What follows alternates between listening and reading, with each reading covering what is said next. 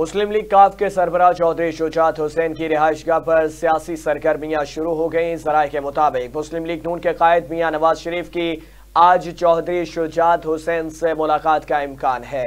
ذرائع نے بتایا ہے کہ نواز شریف ظہور الہی روڈ پر چودھری شجاعت کی رہائش گاہ آئیں گے۔ نواز شریف اور چودھری شجاعت کی ملاقات دوپہر 2 بجے کے قریب ہونے کا امکان ظاہر کیا جا رہا ہے۔ ذرائع کا کہنا ہے کہ نواز شریف چودھری شجاعت سے وفاق اور پنجاب میں حکومت سازی کے لیے تعاون کی درخواست کریں گے۔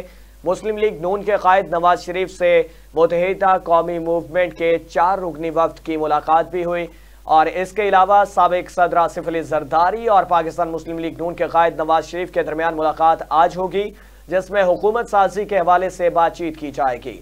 حکومت سازی کے لیے مسلم لیگ نون کے صدر شہباز شریف نے بھی پیپلز پارٹی کے رہنما آصف علی زرداری سے گزشتہ روز ملاقات کی تھی۔